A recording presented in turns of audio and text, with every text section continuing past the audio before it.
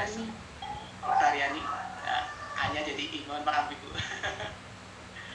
Oke, Bu Oktariani selaku presenter yang pertama, kami persilakan waktunya pada Ibu Oktariani. Baik, terima kasih moderator. Assalamualaikum warahmatullahi wabarakatuh.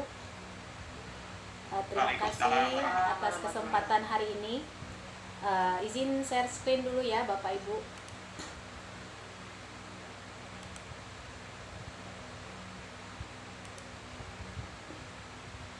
Ini nggak bisa share screen ya, host disable participant screen sharing.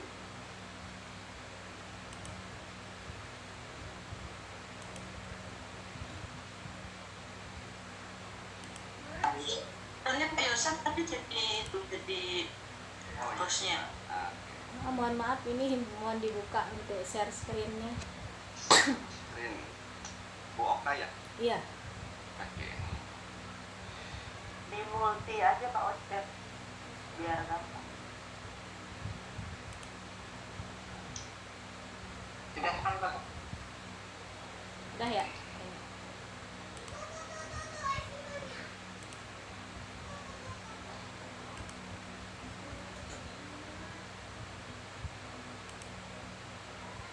Oke, baiklah.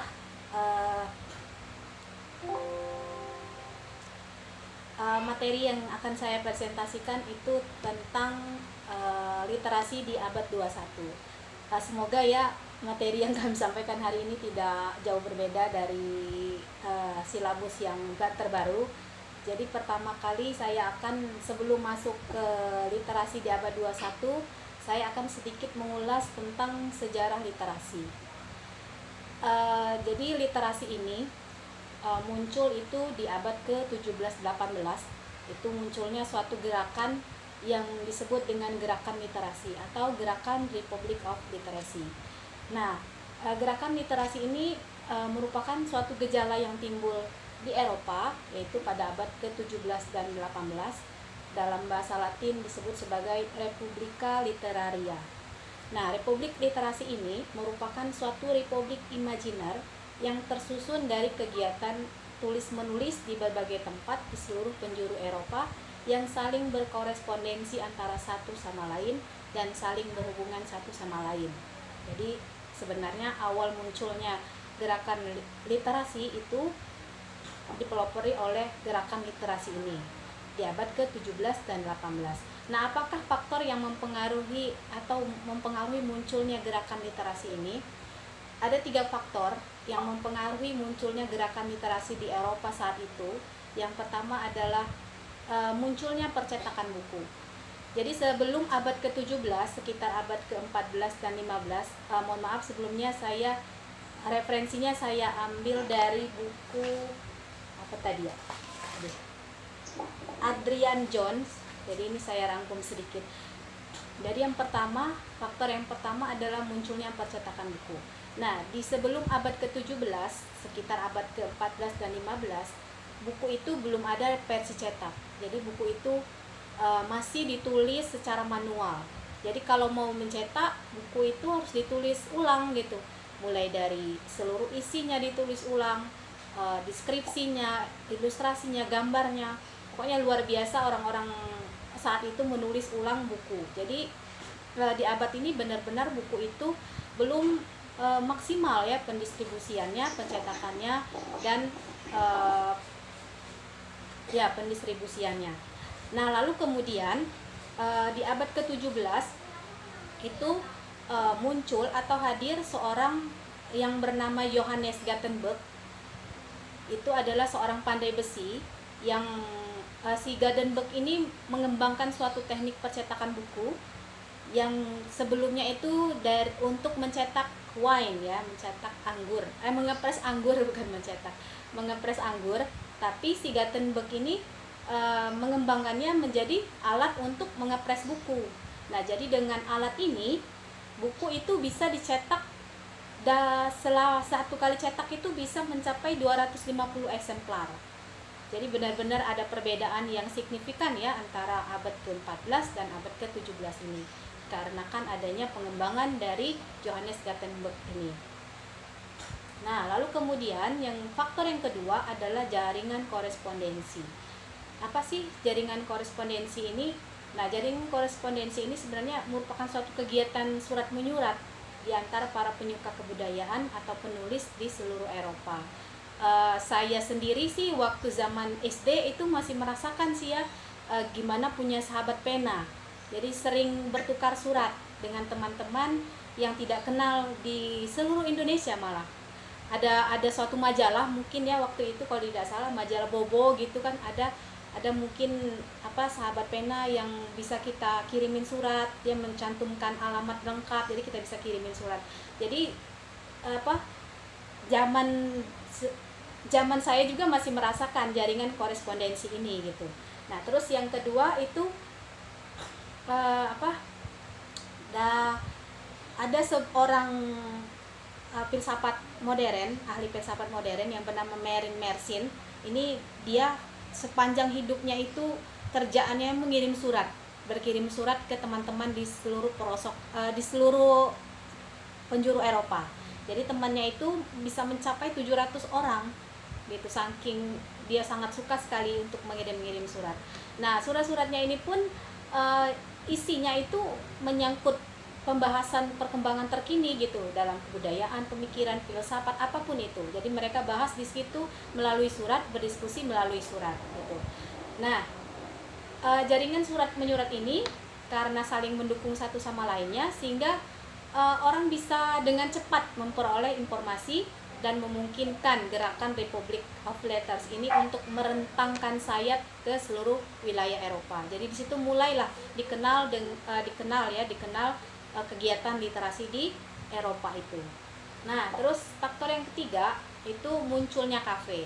Jadi kafe ini benar-benar sangat berpengaruh ya di Eropa saat itu untuk pengenalan atau pengeksistensian si literasi ini, si Republik Literasi. Jadi itu awalnya itu adanya muncul sebuah gelombang kolonisasi. Jadi orang-orang Eropa ini mulai masuk ke negara-negara yang selama ini mereka tidak tahu seperti apa gitu kan. Nah, akhirnya mereka ada keinginan, ada ketertarikan untuk menjelajahi suatu benua gitu. Nah, benua yang mereka jelajahi saat itu pertama kali adalah Amerika dan Asia. Nah, di sana mereka bertemu dengan berbagai macam komunitas, lalu kemudian menjadi komunitas yang penting dalam Republic of Letters ini. Nah, komunitas ini berkumpullah di suatu tempat, kalau di Indonesia kita sebut warung kopi. Nah, kalau bahasa kerennya coffee house. Jadi mereka itu berkumpul di satu kafe gitu. Nah, selanjutnya di Eropa saat itu kampus atau universitas itu belum banyak ya, masih ya satu atau dua lah gitu, itu pun terletak di kota besar. Nah, selain itu keilmuan yang mereka bahas di universitas ini sangat jadul sehingga mahasiswa-mahasiswa ini tidak merasa terfasilitasi dengan kegiatan atau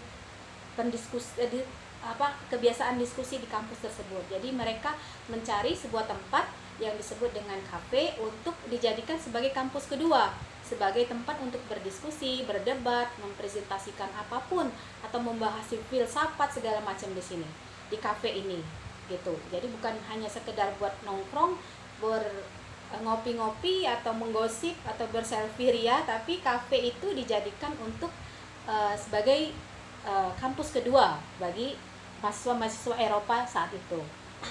Nah, itulah 3 faktor yang mempengaruhi munculnya gerakan literasi di dunia ya. Munculnya itu di Eropa. Lalu kemudian kita kaitkan lagi bagaimana sekarang dengan literasi di abad 21 gitu ya. Kalau kita lihat sih memang sangat nyata sekali ya, literasi di abad 21 itu memang lebih canggih daripada masa demokrasi literasi. Kalau kita mau sekarang diskusi, kita juga bisa melalui jaringan digital, diskusi via WhatsApp gitu kan. Terus Kalau kita tidak tahu apa tentang istilah apapun, kita tinggal searching aja di Google, atau kita tidak tahu masak pun kita tinggal searching aja di YouTube kan, bagaimana resep membuat ini, bagaimana resep membuat itu. Nah, semuanya terfasilitasi di abad ke-21 ini. Nah, cuman kita mungkin di abad 21 ini kita besar tantangannya ya, mungkin karena terlalu mudah kita mengakses informasi, informasi begitu deras, begitu mudah, begitu cepat, dan begitu murah kita dapatkan. Jadi memang banyak masyarakat yang tidak begitu memfilter ya informasi yang didapat tersebut. Nah, jadi itu menurut saya sih suatu tantangan yang besar di abad ke-21 ini. Nah, selanjutnya masuk ke materi, konsep, dan definisi literasi. Definisi literasi sebenarnya banyak sekali ya para ahli yang mengungkapkan atau berpendapat mengenai apa itu literasi. Tapi saya tidak akan membacakan satu-satu. Di sini ada beberapa pendapat yang saya rangkum. Nah, tapi di sini saya akan sedikit memaparkan literasi dasar yang memang harusnya kita miliki ya. Yang pertama itu literasi bahasa. Jadi bagaimana pengetahuan dan kecakapan untuk membaca, menulis, mencari, menelusuri, mengelola dan memahami informasi untuk menganalisis, menanggapi dan menggunakan teks tertulis untuk mencapai tujuan, mengembangkan pemahaman dan potensi, serta berpartisipasi di lingkungan sosial. Nah, jadi ini satu literasi dasar. Yang kedua, literasi berhitung.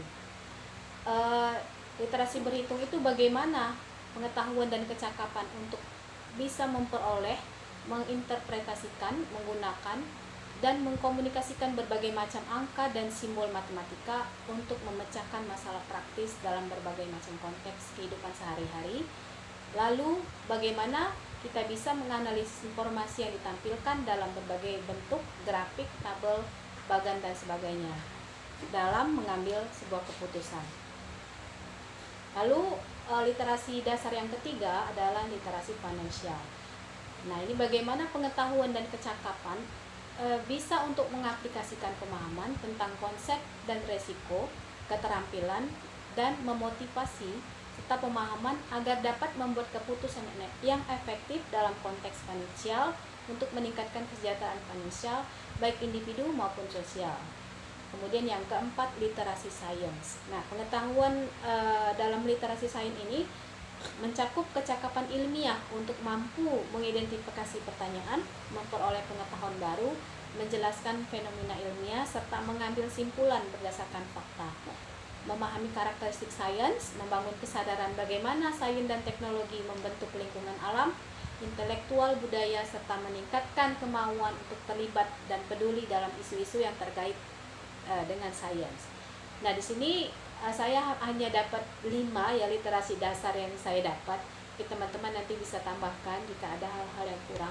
Yang keempat, literasi digital, dan yang kelima adalah literasi budaya. Nah, selanjutnya di sini ada menurut saya kutip dari artikelnya si Hendriani tahun 2018. Di sini ada 7 prinsip dasar literasi. Yang pertama, literasi adalah kecakapan hidup yang memungkinkan manusia berfungsi maksimal sebagai anggota masyarakat. Lalu yang kedua, literasi mencakup kemampuan reseptif dan produktif dalam upaya berwacana secara tertulis maupun secara lisan. Yang ketiga, literasi adalah kemampuan memecahkan masalah. Yang keempat, literasi adalah refleksi, penguasaan, dan apresiasi budaya. Dan yang kelima, literasi adalah kegiatan refleksi diri.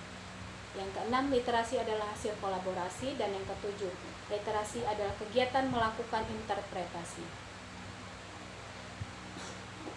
Nah, jadi intinya dari beberapa definisi di atas, saya sedikit tarik kesimpulan ya. Satu hal yang penting dalam konsep literasi itu adalah bukan hanya sekedar aktivitas baca tulis, tetapi lebih luas lagi, aktivitas yang mengasah budi pekerti. Jadi bagaimana setiap orang itu harus belajar untuk bersikap dan bertindak secara moral, dan mampu menumbuhkan kepekaan pribadi terhadap lingkungan sekitar. Nah, yang kedua ini adalah simpulan saya mengenai definisi dari beberapa ahli di atas. Dari literasi itu berkaitan dengan kecerdasan, berkaitan juga dengan kemampuan orang untuk mengetahui hal-hal yang di luar dirinya melalui proses membaca, menulis, berhitung, dan mendengarkan. Namun, literasi yang lebih penting adalah kemampuan untuk menumbuhkan budi pekerti yang lebih baik, otonomi kepribadian, dan penajaman sikap yang kritis. Baik, itu saja Bapak Ibu pemaparan dari saya. Kembali ke moderator.